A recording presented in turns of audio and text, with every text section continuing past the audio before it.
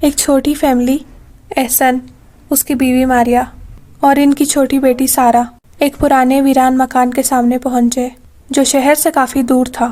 وہ گھر ایک دور دراز گاؤں کے پہاڑوں کے درمیان واقع تھا۔ وہ مکان بہت بڑا تھا اور بہت خوبصورت بھی۔ اس کی دیواروں پر انگور کی بیلیں چڑھی ہوئی تھیں اور کھڑکیاں ٹوٹی ہوئی تھیں جو اس گھر کو ایک خوفناک احساس دے رہی تھی۔ ہمیں رہنے کے لیے جگہ کی سخت ضرورت تھی۔ اس گھر کی قیمت بھی بہت کم ہے، لیکن کچھ عجیب ہے، مگر کوئی بات نہیں۔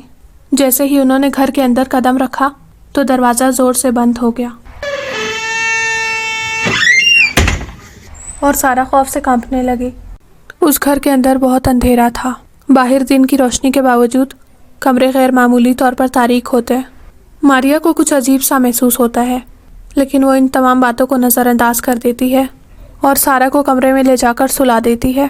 جیسے ہی وہ سونے کی کوشش کرتے ہیں، انہیں اوپر کی منزل سے دھیمی دھیمی قدموں کی آواز سنائی دیتی ہے۔ احسن اپنے کمرے سے باہر آیا۔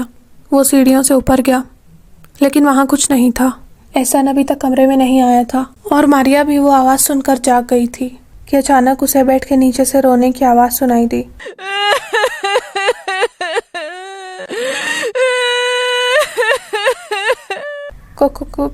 کون ہے؟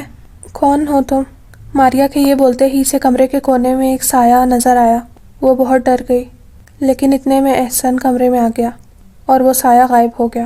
ماریا کافی ڈری ہوئی تھی۔ کیا ہوا؟ تم اتنی ڈری ہوئی کیوں ہو؟ کچھ نہیں۔ تم نے دیکھا اوپر کون تھا؟ نہیں، کوئی نہیں تھا۔ لگتا ہے یہ سب ہمارا وہم ہے۔ اگلے دن ماریا ڈریسنگ ٹیبل کے سامنے کھڑی ہو کر تیار ہو رہی تھی تو اس نے محسوس کیا کہ کوئی جیسے اسے گھور رہا ہے۔ جب اس نے مڑ کر دیکھا تو سارا فرش پر بیٹھی تھی۔ وہ گڑیا کے ساتھ کھیل رہی تھی، لیکن اس کا چہرہ خالی اور آنکھیں بے جان تھی۔ لیکن اس کا چہرہ عجیب سا تھا، ایسے جیسے کوئی ایکسپریشنز ہی نہ ہو۔ ماریا نے فوراً اسے گود میں اٹھا لیا۔ ماما ماما ماما ماما۔ ہاں بیٹا۔ ماما پتہ ہے وہ لڑکی مجھے کہتی ہے کہ میں یہاں سے نہ جاؤں۔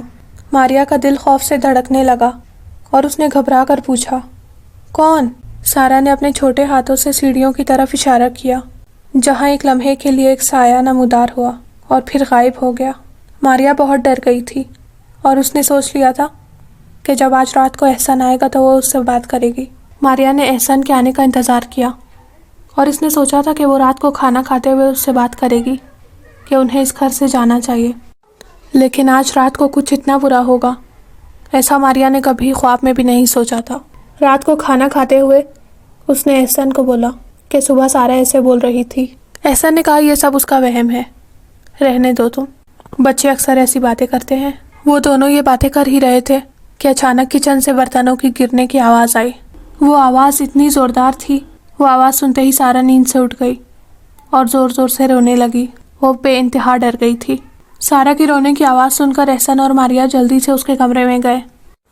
ماریا اسے چپ کروا رہی تھی کہ اچانک دروازے خود بخود بند ہونے لگے، کھڑکیاں زوردار طریقے سے ہلنے لگی اور دیواروں پر خون کے نشانات ظاہر ہونے لگے۔